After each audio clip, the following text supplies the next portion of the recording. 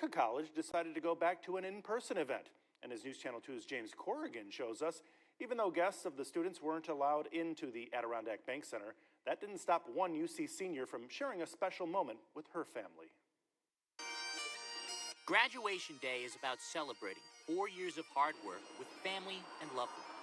But for Utica College senior Jeslyn Files, today's graduation was defined in part by who wasn't there. Actually says best seat in the house, and with my grandpa, my grandma, and my best friend Chris, who passed away. Her friend Chris Bamba, a UC basketball player, tragically passed away in June of last year.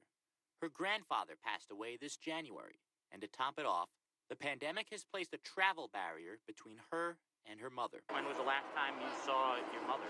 I would say probably year and a half, 2 years. Her mother has been in Florida, taking care of her uncle, who is a quadriplegic. With school, travel restrictions, and the threat of the virus looming, time with her mother has been spent only through a screen.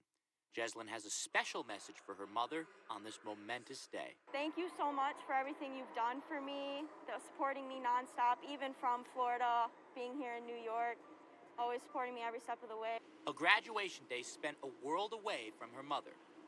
Or so she thought. She thinks I couldn't get away because it was hard to leave my brother, but I managed. Cheryl Files kept her arrival in Utica a secret from her daughter with the intent to surprise her after a year and a half of being apart, which understandably took a toll on her. It's been very hard on the whole family, and I'm just really proud of her to keep her strength and being so strong during all this.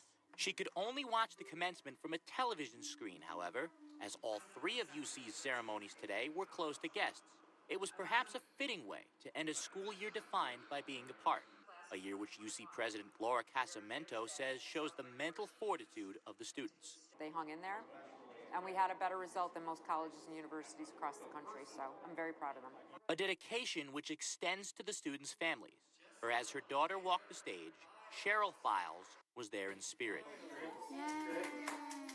And then, after a year and a half of hardship and heartache, mother and daughter were finally together again.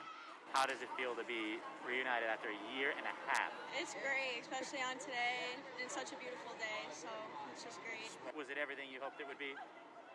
Better. And so while diplomas come and go, a renewed bond between family is something truly worth throwing a cap for. James Corrigan, News Channel 2.